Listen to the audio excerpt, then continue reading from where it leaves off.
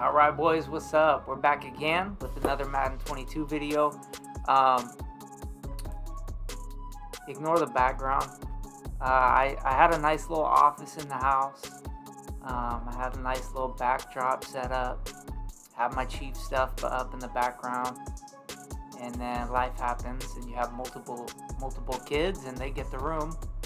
So now I'm out in the garage. So this is what I'm working with. This is called the grind. You know, you gotta love the process. So I still love Madden. I'm still out here making videos, even if it's in my cold garage. So, anyways, to the video today. So I try to think about newer players a lot, just because I remember a few years back when I first started really getting into Madden and trying to play it more competitively and just really be good at the game. You know what I mean? I never thought that I was going to be, you know, Pavin or Young Kiv or none of these guys. Those guys are next level. They're different. Let's be honest. They're different. But I always tried to be somebody who could at least give those guys a game, who could at least, you know, make those guys think, make those guys work. And I remember a few years ago, it was probably Madden, what are we in now, 22? It was probably like Madden 18 when I really just first started playing. And like, I sucked, bro. Like, I'll be honest with you, I was trash at the game. I would play weekend league and get like 8-9 wins. I mean, now I'm good for like 19-20, but back then, shoot, I just wasn't good. I had a lot to work on, right? I had a lot to learn. One of the first things that stuck out to me with the good players was they were getting user picks. They were getting lurks. All of my turnovers, my interceptions were coming off CPU adjustments where a computer zone would get a pick. And I was like, man, I got to get some of these lurks, right? How do you do it? It's tough.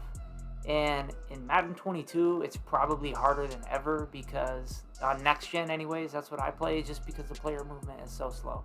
So I wanted to bring you guys a video today where I'm going to give you 5 tips that I have that are going to help you improve your user if you're a beginner, or even if you feel like you're struggling with it and you're trying to get better. And then I have highlights, that clips I've been saving on my Xbox for the last couple weeks. So just all lurks that I've got in head-to-head gameplay to kind of show you guys visually what I'm going to talk about right now. So the first step to improving your user is you have to know where you're going pre-snap. You have to, before the ball is snapped, you have to know what you're covering, right? So maybe you're just running a stock play. Whoever you're using, whether that be a safety up top or a cornerback, slot corner, middle linebacker, whatever, you have to know what zone they're in, and you have to know that that's your space. If you do adjustments, a lot of people do double Mabel, right? So maybe on one side you have a cloud flat or a hard flat, you have him on zone drops, and then you move your yellow, your hook curl or your vert hook into a purple zone, right? Well, you just cleared that whole side of the field. And if you're using somebody on the opposite side of the field, now not only do you have that zone, but you also have this space open. So I would usually use somebody in the middle. Middle linebacker's really the best because you're kind of in the center of everything. And then if I were to double Mabel one side, I know not only do I have the mid read, but I also have that gap where that vert hook was. And so you just have to know, I'm not worried about where the route combos are at first. I'm just worried about where is my zone, right? Then after the ball is snapped, you see where the route combos are. If nobody's coming into your zone, you can bail out and help somewhere else. But that's what you want to know first. You don't want to have the ball snapped and then you're just running around in circles, not knowing where you're at. So know where you're going pre-snap. Number 2, you want to commit to wherever you're going. You don't want to second guess yourself. So I'm sure this has probably happened to you guys. You'll see a crosser coming or a post route coming, and you'll start to go with that route. And the minute you see something coming underneath you, you try to turn back, and then they throw that route you were just off, right? That kills you because you're like, maybe they would have thrown the check down, but maybe they would have thrown the route that they threw. Maybe they would have threw that crosser, and then you would have been right there for the lurk. I can't tell you how many times. Like, it's so frustrating. And you have no one to blame but yourself, where you'll be going and you'll think, I got it covered. They're not going to throw here, right? They see me. And so you'll let off the gas for just half a second, and that gives them just enough separation where they're able to fit that ball in. It was a bad read, right? They should never have even thought of throwing it. But let's be real, there's some idiots out there. So just when you get on a route, unless the other route that's underneath you is close enough for you to actually lurk it, then stick on the route you're on, okay? So commit and don't second guess yourself. Number 3, every time the ball is thrown, even if you're not near where you think they're throwing it, hold Y. Like, there's literally nothing bad that can happen. And best case scenario, which I've seen happen against me a bunch of times, which is super frustrating, but their user will be guarding a drag route underneath, and I'll be throwing a post route like 15 yards behind them, and they hold Y thinking I'm throwing the drag, and they animate and get with these guys like Simmons, Calvin Johnson, some of these taller guys, and they jump up and they pick the post route, even though that's not what they were playing.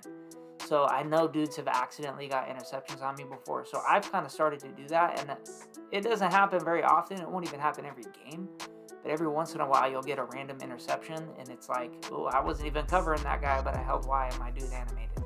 So always hold Y when the ball is thrown, even if you think you can't get the ball. Number 4, on your user, you want to have acrobat. I mean, you don't need it.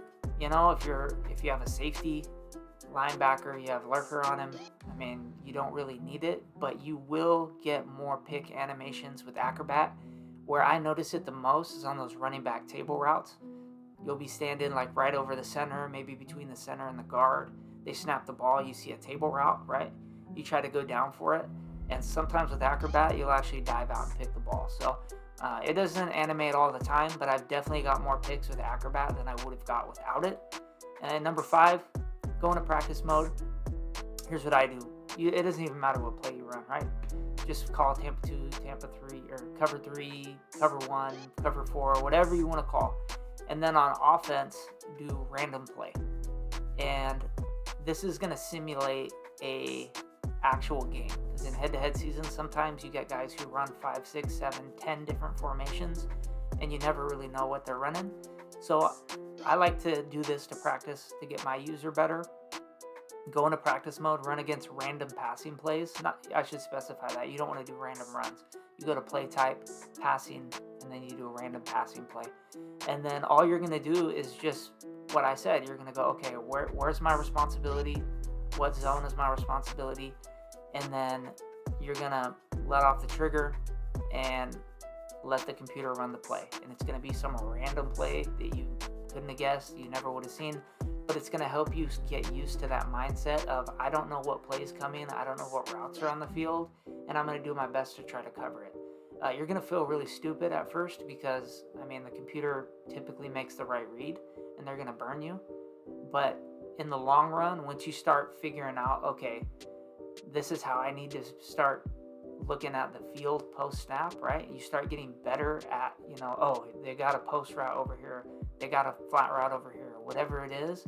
Then when you go into a head-to-head game, a human being isn't going to make reads like a computer makes. And so you're going to be used to covering against a CPU who hardly makes mistakes versus a human being in head-to-head seasons who's definitely going to throw you some picks. So I'll recap those one more time before I go into my highlight videos. So number 1, know where you're going pre-snap, know your responsibility. Number 2, commit to whatever you decide to guard and don't second guess yourself. Number 3, every time the ball is thrown, hold Y. Number 4, get acrobat on your user. And number 5, hop into practice mode, run against random passing plays, and just struggle until you get better. So one other thing I want to say too, I just want to say at the beginning of Madden 22, this is really my first year doing YouTube, my first Madden doing YouTube. I had probably 9 subs. I would say 7 of them were like family members, people who just were trying to support me. And at this point in time, we got 75 subs. So as of tonight, take it for what it is. It's not a lot to some people, but 75 subs, I'm super stoked for it. I really appreciate you guys. I hope my content's helping you.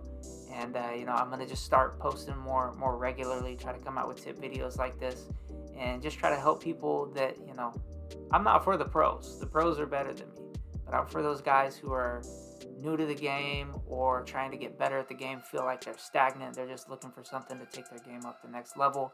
And for all 75 of you guys rocking with me right now, I really appreciate you. But yeah, let's get into the video, and I hope this helps. Peace.